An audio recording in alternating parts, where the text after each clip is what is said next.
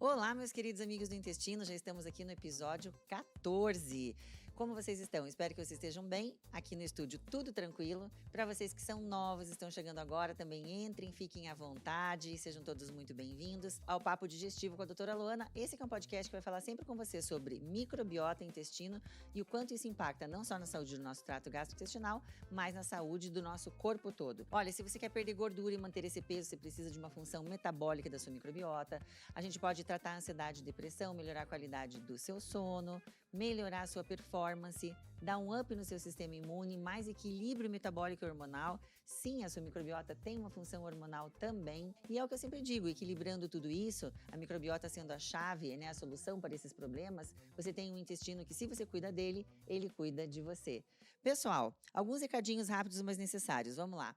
Nós somos uma comunidade que já entende o quanto que o intestino impacta na nossa saúde. Ele é a chave, né, a solução, tanto na questão de saúde quanto na questão de doença. Mas você pode ter aí algum amigo, algum familiar que realmente não chegou a essa informação e às vezes até está com alguma questão intestinal para tratar e não tem resultado. Passa lá para ele um link dos nossos episódios e você pode contribuir também dando um like, dá um joinha, curte aí, que daí o YouTube entende que o nosso podcast é uma informação relevante e ajuda a gente a pulverizar essa informação que é do bem. Agradeço desde já. Agradeço essa equipe maravilhosa do Cristal Podcast. Nós estamos com uma equipe nova, tão competente quanto. Muito obrigada por todo o auxílio de vocês aí.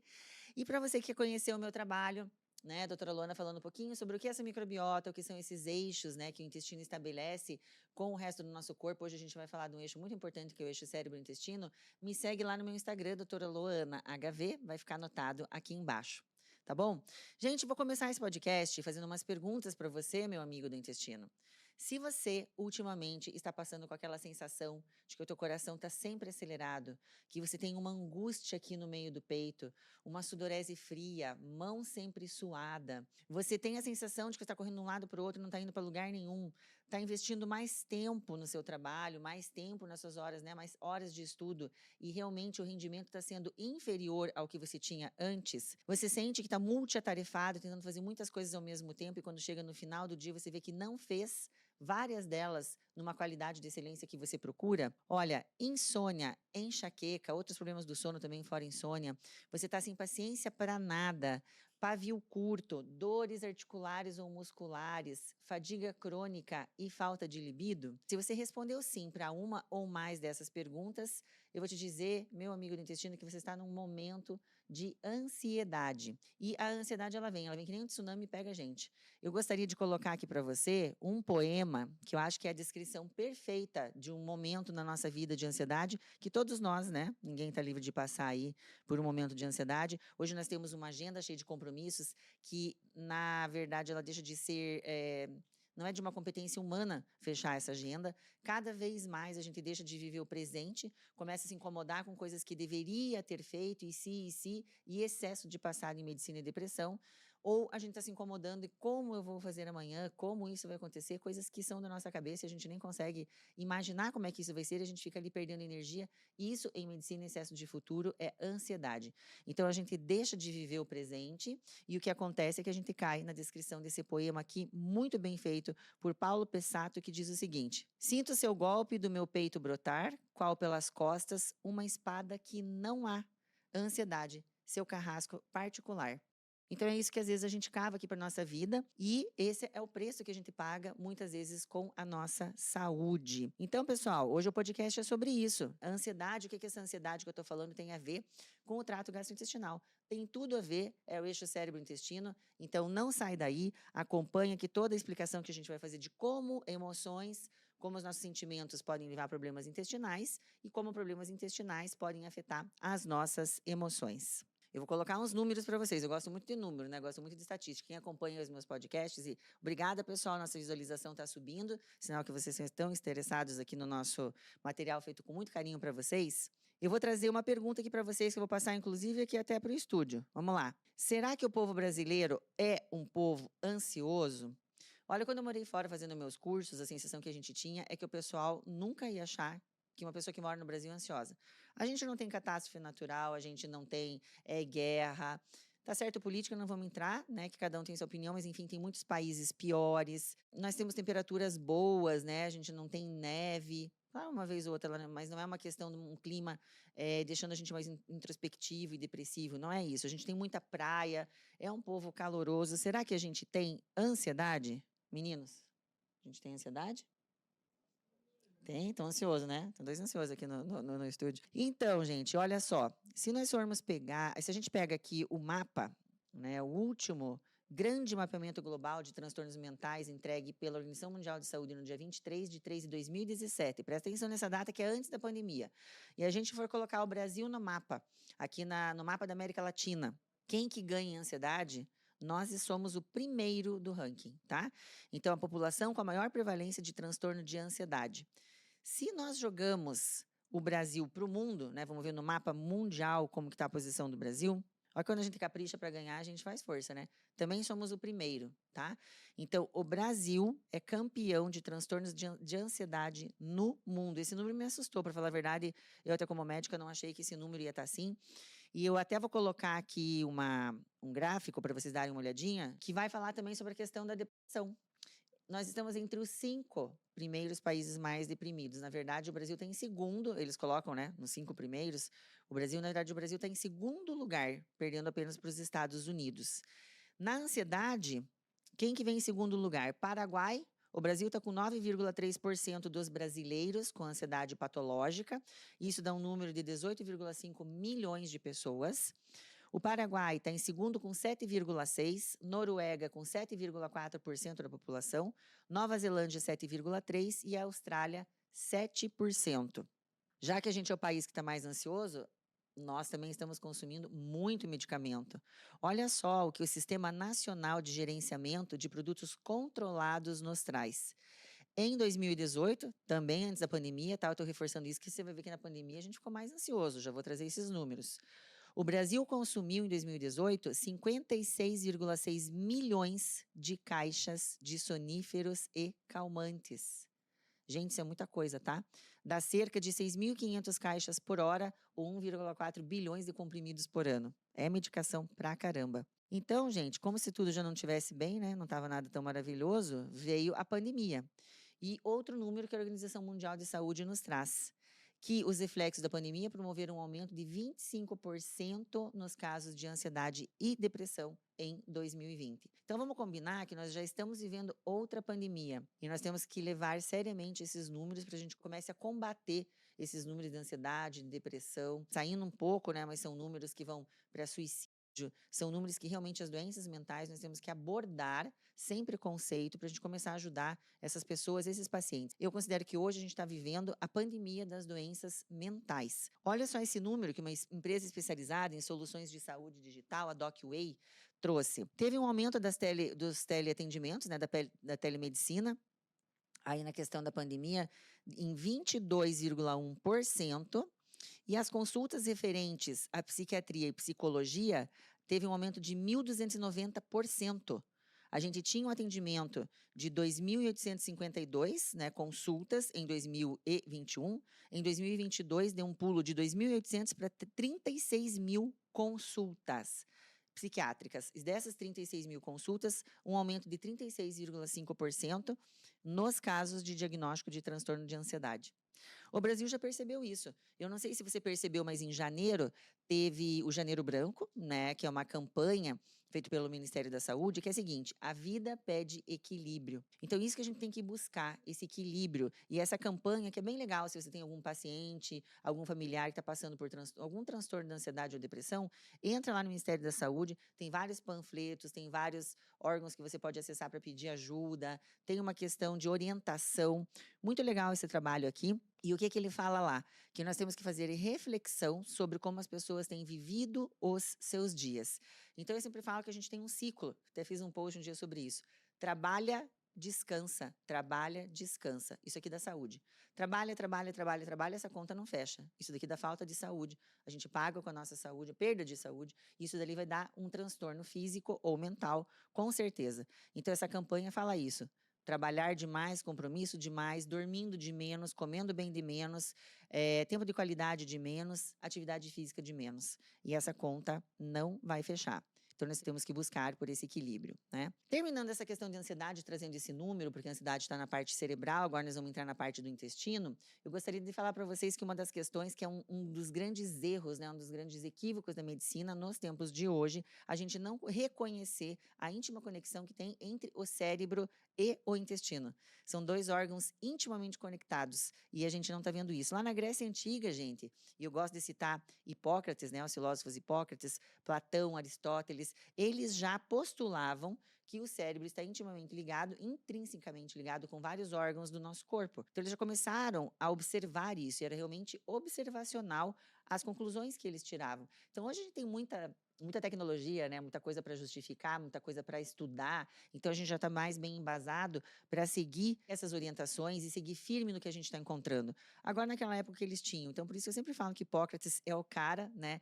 Que ele já falava naquela época que toda doença começa no intestino simplesmente observando os pacientes, observando as situações. Em 1840, gente, William Bimot também fez o primeiro experimento demonstrando que as nossas emoções afetam o processo digestivo. E se a gente for pesquisar na literatura, existe muita coisa, tá?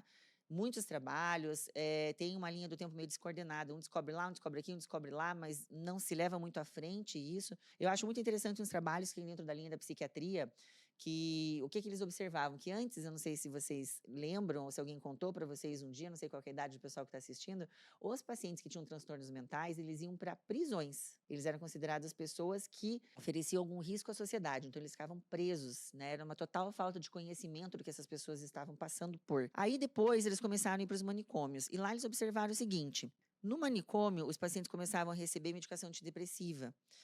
Quem já usou ou tem parente que usou sabe que os antidepressivos levam à obstipação. Esses pacientes ficavam muito tempo sem evacuar e às vezes levando até uma questão mais extrema, que é a presença de fecaloma, que são fezes muito endurecidas ali na porção do reto, e esses pacientes tinham que ser submetidos a lavagens intestinais.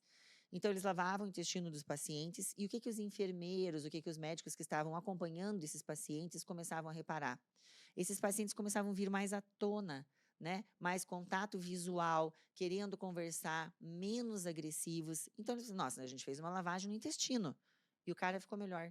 Então, tirar essas conclusões e que a gente tirando substâncias tóxicas, né, detoxicando o intestino, diminuindo a inflamação intestinal, a gente diminui a inflamação cerebral e por isso começa a vir mais clareza mental, começa a vir mais função mental de forma adequada. Então, essa ligação, né, é impressionante como foram vindo isso e parecia tão sem lógica, e hoje mesmo com a lógica, muitos médicos não estão conectados aí com esse eixo cérebro-intestino, né? Muitos estudos depois vieram e que realmente são estudos que têm mais a questão da tecnologia e provando também a causalidade dessas ligações, foi por causa do projeto Genoma Humano e depois do projeto Microbioma Humano, né? Um levou à extensão do outro, e no projeto Microbioma, que começou ali em 2016, 2007, terminou em 2016, é muito recente para a medicina, gente, é muito recente.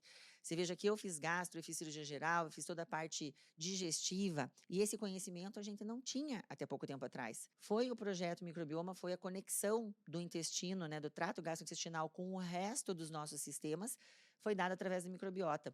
Então, antes a gente falava intestino, cérebro, o eixo. Hoje é intestino, microbiota, cérebro. A microbiota tem um papel muito importante, daí saíram grandes pesquisas, grandes estudos, e a comprovação, gente, está cada vez mais aí. O que a gente pede é que os médicos realmente abram, né, as suas mentes, ampliem os estudos, acomodem essas novas pesquisas, para que a gente possa atender melhor os nossos pacientes. Não existe uma especialidade de medicina integrativa, mas existe sim um modo integrativo de você ver o teu paciente. Eu que faço a questão gastrointestinal, realmente não consigo desmembrar do intestino essas ligações. Então, eu tenho que estar olhando a pele, eixo intestino-pele, eu tenho que estar olhando tireoide, eu tenho que estar olhando essa questão da função mental, a questão hormonal do hiperestrogenismo nas meninas, e tudo isso está muito interligado. Então, a gente tem que ter essa visão integrativa sim, e o eixo intestino-cérebro, na minha opinião, é um dos mais importantes, um dos mais complexos que o intestino estabelece quando comparamos com os outros órgãos e sistemas do corpo que o intestino se liga, e com certeza um campo promissor, fértil, que com certeza vai trazer muita mudança ainda no tratamento das doenças mentais. Então vamos ficar esperto, vamos começar a estudar isso daí, que é muito importante, ok? Bom, muitos de vocês não conhecem, né? Nunca ouviram falar sobre eixo cérebro-intestino, e os que já conhecem talvez não tenham ouvido, mas na real, Qual que é essa conexão do cérebro e do intestino?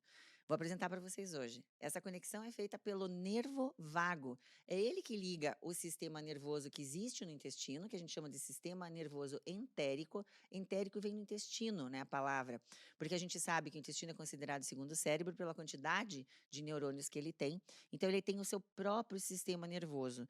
Então, esse sistema nervoso que está ali no intestino se comunica com o teu sistema nervoso central, que é o teu cérebro, através do nervo vago. E o nervo vago ele faz parte do sistema nervoso parasimpático, que é o oposto do sistema nervoso simpático, que de simpático eu já vou falar para vocês que não tem nada. Mas antes de fazer essa explicação, gente, do nervo vago e de como é que ele trabalha no nosso trato gastrointestinal, eu gostaria de explicar para vocês um pouquinho sobre o nervo vago. Isso é importante, não é uma aula de anatomia, longe de mim, mas é que para vocês entenderem que cada nervo, onde ele passa, onde ele estica uma ramificação, ali ele vai ter uma função. E isso é importante para o tratamento. Então, eu vou explicar para vocês o que é o nervo vago. Nós temos 12 pares de nervos cranianos, né, responsáveis ou pela parte de sensibilidade ou pela parte motora, de face e de pescoço. O 10º par de nervos craniano é o nervo vago. A gente chama ele do nervo mais comprido desses pares cranianos. Não é o mais comprido do corpo, não é o mais longo do corpo, mas ele recebe esse nome porque ele vem vagando, né? Ele vem vagueando, eles falam que ele é nômade, ele realmente parece que não sabe onde ele que termina, ele vai descendo. Então, ele sai do tronco cerebral, de uma região chamada medula oblongata, não precisa guardar isso daí. Ele sai pelo forame jugular aqui, ele inerva a parte da face, a parte de trás aqui da sua orelha, dá a sensação de gosto no final da língua, faz movimentação dos músculos aqui da faringe, da laringe, da tua garganta, desce para o tórax, ele controla toda essa parte respiratória, parte do coração, batimento cardíaco, o seu músculo diafragma, função motora, e ele desce para a cavidade abdominal. E ele na cavidade abdominal, ele emite várias ramificações, e lá ele vai e se enrola no intestino. Este é o nosso nervo vago, responsável por essas funções de sensibilidade. Então, tem nervos que são curtos, o nervo vago é o mais longo e ele tem a sensibilidade, a função mista, tanto de sensibilidade quanto motora. Já os outros pares cranianos têm um ou outro, ou seja, é um nervo completo, né, gente? O que que faz esse nervo vago na nossa vida? O nervo vago, gente, é ele que permite esses momentos nossos de relaxamento. Na verdade, nós teríamos que manter o nosso sistema, o nosso corpo, muito mais conectado nesse sistema de relaxamento. Em inglês, isso significa rest and digest. E eu colocaria ainda reparar. Então, é relaxar, digerir e reparar.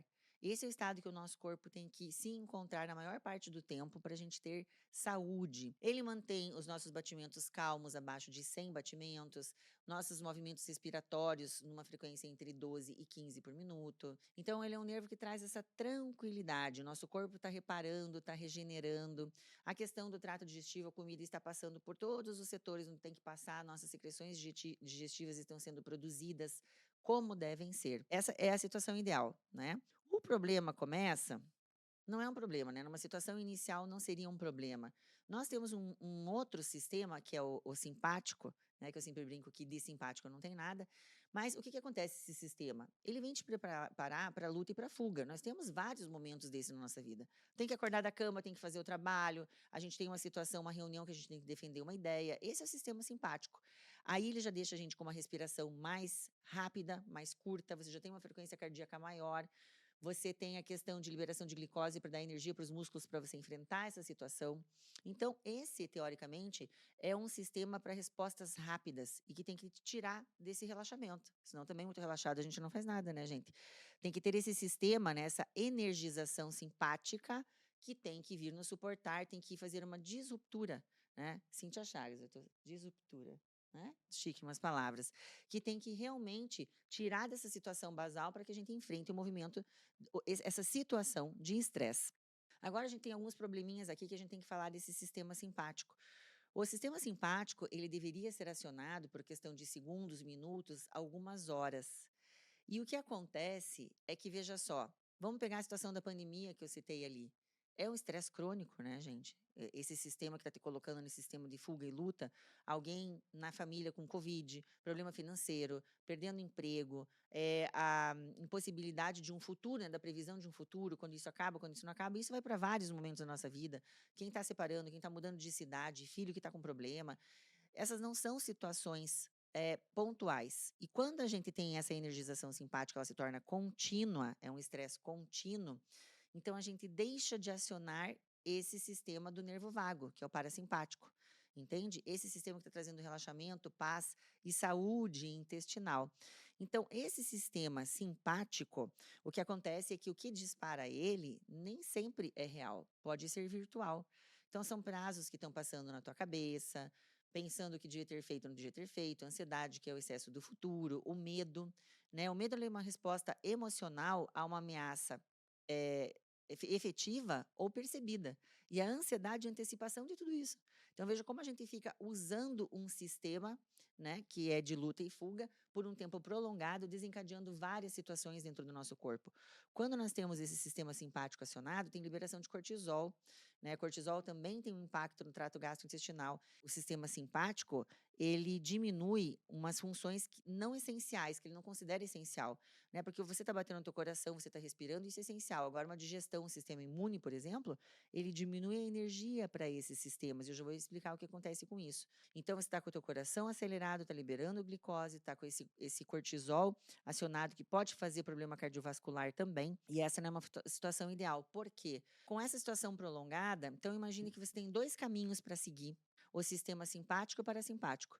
Então, você está no sistema do nervo vago, parasimpático, relaxada. Acionou com estresse, já volta com o que traz para calma. Acionou com estresse, já traz porque volta para calma. Agora, se sempre acionando de estresse, estresse, estresse, estresse, de vez em quando o que acalma. Estresse, estresse, estresse, de vez em quando o que acalma.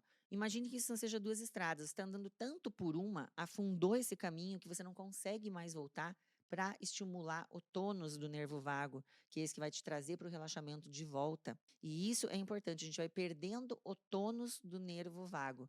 Então, você vai acionando só essas questões que te deixam na luta e te consomem. Explicado tudo isso, gente, então você vê que realmente, quando a gente tem uma questão emocional, na verdade, isso aqui é uma causa emocional de uma inflamação, que você tem medo, inseguranças, incertezas, outras questões todas emocionais que estão passando na tua cabeça, você desencadeia um sistema que impede a recuperação ou o bom funcionamento do teu trato gastrointestinal.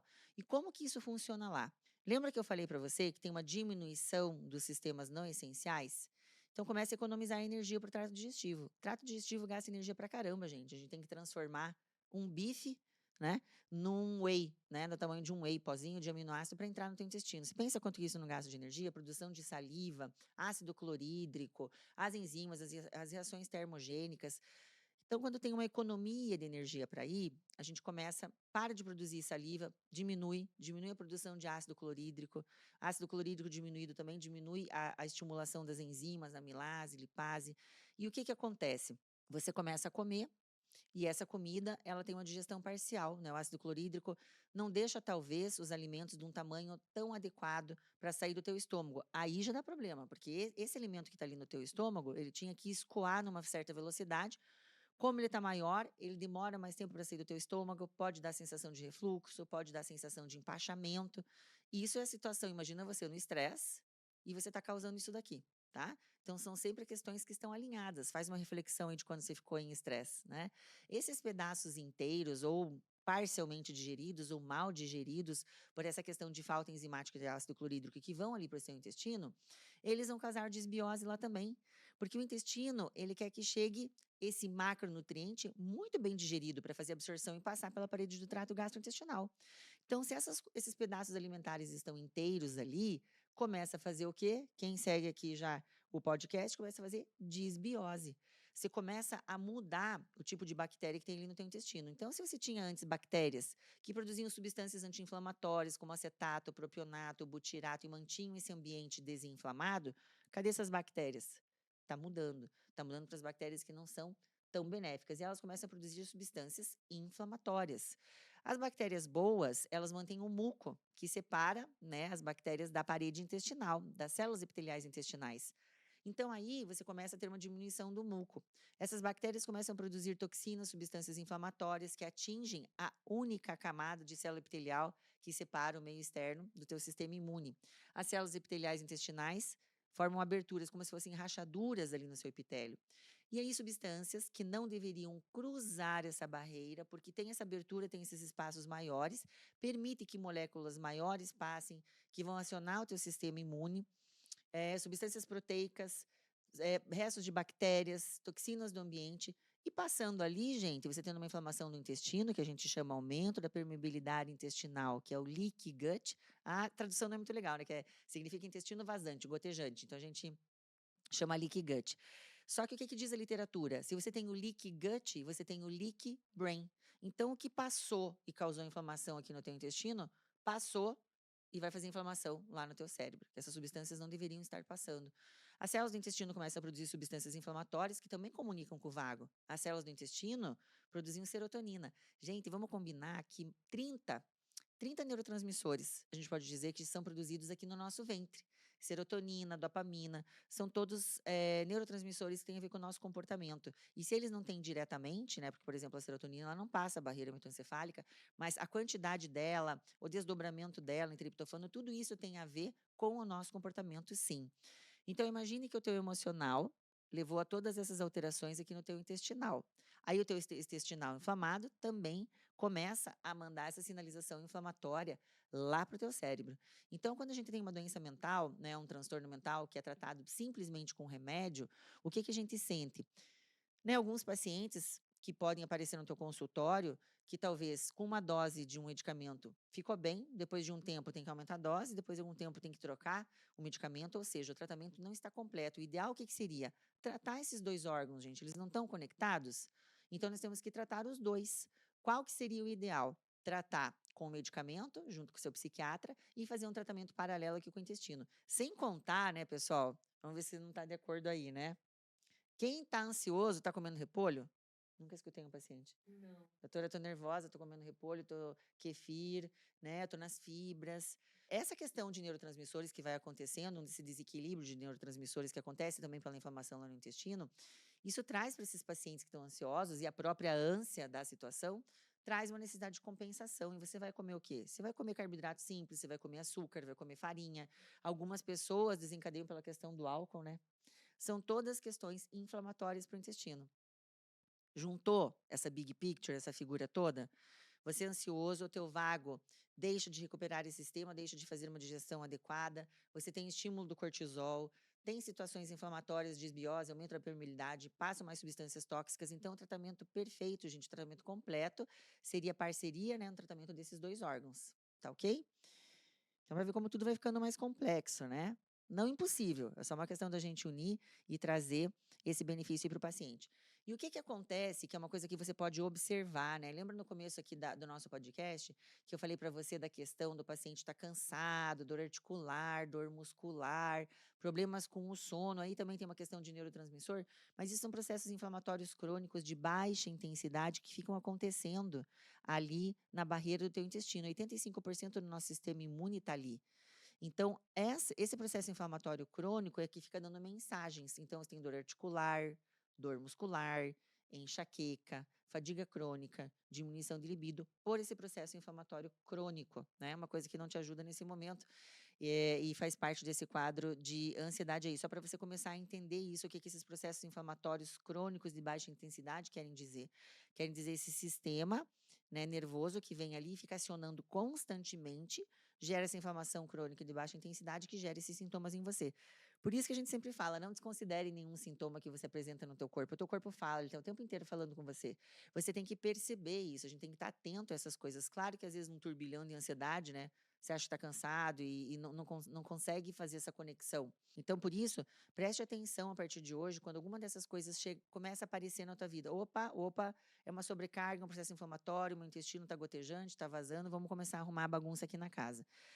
E, gente, as questões emocionais também levam, né? Às vezes não é por um tempo muito prolongado que está sendo feito esse estímulo aqui no teu intestino, mas eu fiz até um post esses dias dizendo que você pode ter distensão abdominal por um problema emocional? Sim, por esse mesmo mecanismo. Tem essa desbiose, tem a mudança das bactérias, as bactérias que estão ali começam a fermentar ou a putrefar, substâncias que estão chegando inteiras e geram mais gases, porque as nossas células do nosso corpo não produzem essa quantidade de gás. Quem produz é a fermentação, é o processo de fermentação das bactérias, né, ou de putrefação, dependendo do macronutriente, que está ali gerando esses gases. Então, Se você tá, às vezes, bem, né? Nossa, o que que eu tô hoje com a barriga tão distendida? Passou estresse o dia inteiro. Pode acontecer isso daqui, tá? A gente tem mudança da microbiota, depois de 2 horas de uma discussão de estresse, a gente começa a ter mudança de microbiota. E pacientes, né, que têm síndrome do intestino irritável, doença inflamatória intestinal, como Crohn, retocolite, são os pacientes que realmente sentem, né, muito antes, às vezes, essas alterações emocionais chegando ali no intestino. Então, gente, o segredo aí, né, o equilíbrio é nós termos o nosso simpático acionado quando realmente precisamos, e isso tem um treinamento, né? A gente pode treinar. Lembra que eu falei que as questões do vago estão relacionadas com as funções autônomas, ou seja, a gente não consegue controlar. Então, eu não consigo controlar. Eu quero liberar um hormônio. Plim, liberei um hormônio. Não tem isso. Eu quero controlar a frequência cardíaca. Ó, agora eu vou aumentar, vou diminuir. Não consegue. A única dessas questões que a gente consegue controlar, responsáveis ali com o vago, é a nossa respiração. Por isso que várias das técnicas orientais de relaxamento, várias das técnicas calmantes, você vai ver que estão incluindo sempre a respiração. Com a respiração, é como se fosse uma chavinha. Claro que não é tão rápido assim, não é uma questão de treinamento, mas você vira o teu sistema simpático para o parasimpático. Você consegue trazer de volta todo esse teu sistema para o sistema de recuperação, de reparo, de regeneração, respirando. E quando a gente começa a fazer esses movimentos respiratórios para trazer o tônus do vago de volta, o que a gente consegue é controlar melhor como a gente passa pelas situações de estresse. Você vai passar pela situação de estresse. Infelizmente, o mundo é estressante. Então, nós temos que aprender a controlar a nossa respiração para que a gente fique nos momentos de estresse mais tempo na situação de controlar como a gente reage. E a respiração é uma das mais importantes. Todos os trabalhos que a gente tem de recuperação do tônus do nervo vago vai incluir respiração. Todo mundo, não são só as pessoas ansiosas, deveriam fazer práticas respiratórias para você trazer o teu organismo mais para esse período de reparo e de regeneração. Então você pode estar deitado, no começo coloca os seus braços do lado do corpo, a mão em cima dos arcos costais e você vai prestar atenção na tua respiração, que deve ter algumas características, tá? Primeiro, respirações fortes e forçadas. Eu normalmente faço isso quando eu tô indo lá no meu pilates, né? Então eu saio do meu trabalho, aquela correria, tal, vou para casa, faz um lanche correndo, pega a roupa de ginástica, põe a Cília no carro, minha Cília faz pilates comigo. Eu chego lá no pilates, o que que eu quero, né, gente? Quero estimular meu vago. Não quero nem saber. Minha Cília, mãe, tua respiração dá pra escutar lá do outro lado da sala. Gente, para estimular o vago é isso, não tá respirando assim, ó.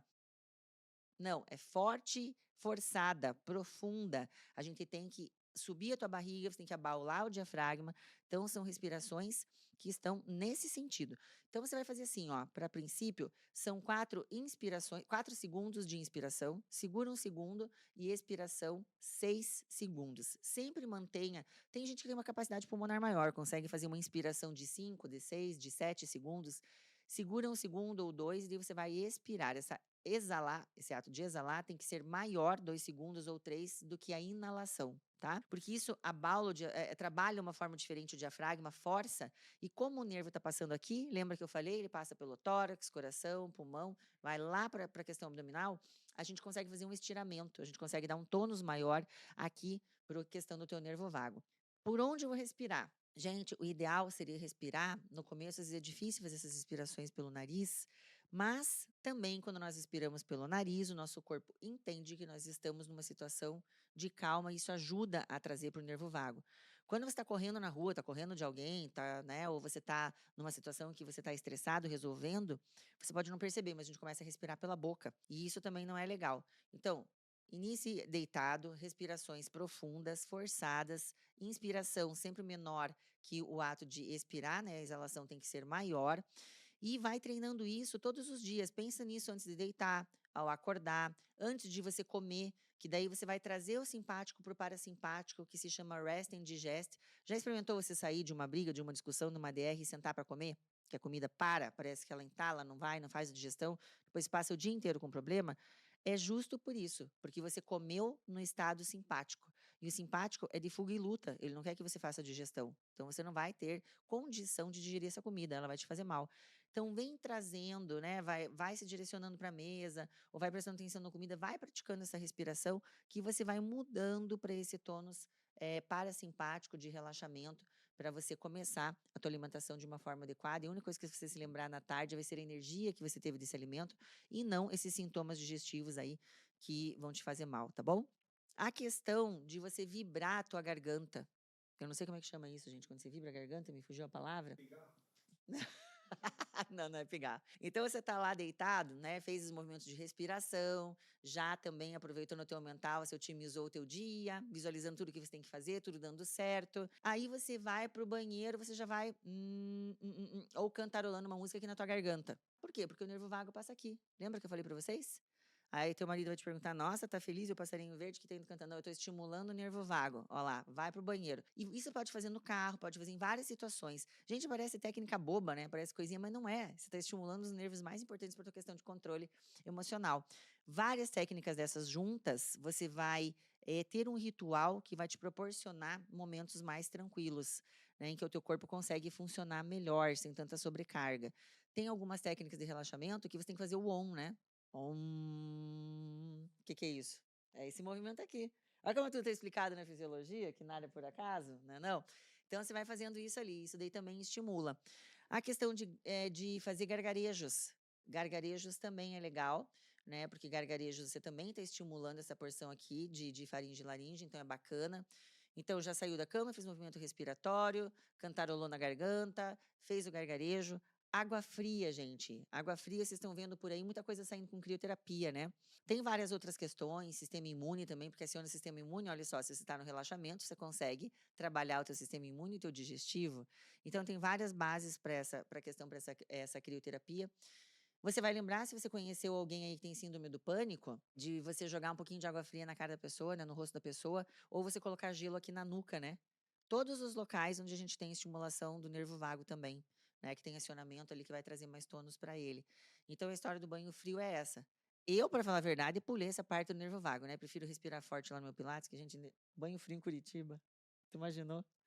Hein, Juba? 8 horas, 8 graus em Curitiba, vai tomar um banho frio de manhã. Ai, gente, eu tenho pavor de água fria, sério. Eu tenho que fazer muito treinamento mental para chegar nessa parte ainda.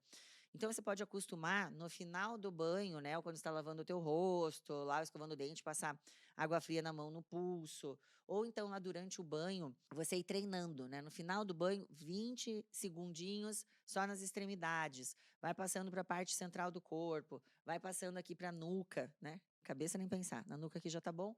Você vai ficando 20 segundos, 30 segundos, vai ampliando, quem sabe você consegue tomar um banho frio, tá? Isso é uma questão bem revigorante que traz aí de volta o tônus pro seu nervo vago. A acupuntura é legal porque também vai pegando os pontinhos, né? E essas são as questões que a gente faz para tentar combater o teu sistema de ficar viciado, de ficar ali só passando, né? Que nem essa estradinha com o caminho feito que fica só o simpático, só o simpático, só o simpático. E você não consegue voltar, você não consegue aumentar o tônus do teu nervo vago. Quando a gente faz isso só por um momento, né? Então eu tô aqui, eu vou passar por uma situação de estresse, eu já sei os gatilhos, eu começo a respirar para passar melhor por esse momento, eu trago só mais comodidade, mais conforto para essa situação. Só que quando você torna crônico esses treinos, né, essas respirações, esses exercícios, essas atividades, você compacta tudo isso na tua rotina, o que você vai trazer é mais tônus do vago. O que isso permite para você a longo prazo? Você faz a virada mais rápido, sabe? Você está no simpático, estresse, você começa a praticar isso, pronto, já virei pro sistema parasimpático, pro vago. Então você começa a controlar mais essas situações de estresse. É isso que a gente fala. Sabe aquelas pessoas que a gente brinca? Nossa, parece que você está numa superioridade espiritual. Por que aquela pessoa não se abala, gente? Estamos aqui na mesma situação, não tendo problema. A pessoa está lá tranquila, né? Tá linda. Então, assim, são essas questões, né? A pessoa trabalhou para isso, para ter esse nervo vago dando esse suporte para ela nessas situações. Gente, é muita coisa, né, envolvida na questão de ansiedade, de estresse, de depressão. Essa é uma das questões muito importantes, que é legal você ver que como uma emoção realmente pode te tirar de um centro que você acha que está estável, né? Então, uma mulher que é toda fit, está comendo super bem, está treinando todos os dias, mas ela está com um relacionamento tóxico ou entrou numa questão de separação. Pode ter certeza que se ela não tiver um preparo, essas emoções, esse medo, essa insegurança vai levar a problema no intestino. E o contrário também é verdadeiro, né? Se a pessoa tá ali com a cabeça boa, né? Mas ela tá na questão de estar tomando antibiótico ou alimentos inflamatórios todo o tempo, toda hora, muito processado, muito álcool, uma infecção, uma candidíase, atrapalhando aqui o intestino, ela também vai levar a falta de neurotransmissores ou substâncias tóxicas que vão atingir o cérebro e que realmente também vão trazer problemas mentais. Então, pode dar um start, pode prorrogar, né, dificultar o tratamento, ou pode piorar a situação um do outro. Bom, então isso é o que você pode fazer com o vago, tá? Eu acho que ficou bem claro. A gente tem protocolos, a gente tem orientações para os nossos pacientes para que eles realmente sigam nisso, nessas mudanças de estilo de vida, a questão de espiritualidade, como a gente encara o mundo, tudo isso ajuda muito a nossa cabeça a passar por esses problemas que parece que cada vez a gente tem mais coisa, né? Não para de vir onda e a gente tem que estar aí pulando. No nosso estilo de vida, tem algumas coisas que a gente pode alterar. E aqui eu faço questão de trazer esse ponto. Eu fui atrás, gente, desse dado aqui, porque eu tenho uma briga com o celular, né? O celular, gente, ele mexe com a tua dopamina, né? Ele frita os teus receptores dopaminérgicos, faz desequilíbrio com os outros neurotransmissores, serotonina, GABA, que traz sensação de recompensa também, de bem-estar. Então, o que que acontece? Ele traz situações de ansiedade. Um estudo realizado pelo Jornal de Psiquiatria do Canadá falou que quanto maior o uso de tela, maior o nível de ansiedade. Gente, é isso daí, tá bom? Não tem nenhum estudo dizendo que celular é bom, essa que é a verdade. Então, aqui você tem até por ter o adolescente que está ansioso, né? Essa é uma fase que sofre muita questão de ansiedade, porque é uma fase em que eles não são adultos, deixaram de ser criança, tem muito compromisso, às vezes uma briga dos pais, às vezes uma situação instável, colégio, bullying, enfim, essas questões de decidir o que vai fazer.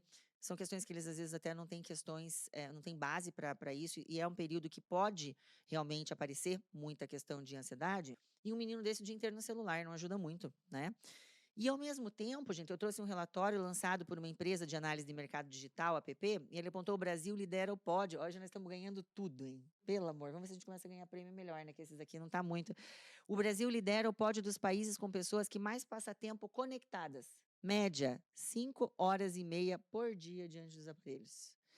Trata-se, do lado da Indonésia, do maior volume de uso de celular, o Brasil, dentre os 17 países analisados no relatório, que englobam Coreia do Sul, México, Índia, Japão, Turquia, Singapura, Canadá, Estados Unidos, Rússia, Reino Unido, Austrália, Argentina, França, Alemanha e China. Esse estudo, né, traz como base os dados coletados nas lojas online da App Store e da Google Play. Então, gente, temos que começar a cortar o que traz ansiedade, né? Colocar uma agenda passível de ser cumprida por um ser humano, começar a priorizar os tempos de qualidade com a nossa família, com nossos amigos, ser uma network, né? Uma rede social que sustente a gente, e isso a gente também já sabe, né? Que se nós temos os pontos de apoio, ou família, ou aquela tia de mais de idade, ou primos, amigos, realmente isso ajuda a gente a sair da ansiedade. Atividade física, ela por si só tem um impacto na ansiedade e na depressão, sem contar as alterações de microbiota que traz e tudo mais. A alimentação, gente, a alimentação também traz ansiedade, né? Tem uns estudos bem interessantes, assim, sobre, por um certo período, nas escolas lá dos Estados Unidos, eles ofereceram para um grupo de crianças alimentos inflamatórios na hora do recreio, né? Na hora da pausa lá. E a professora, ela tinha que descrever o comportamento das crianças em sala de aula.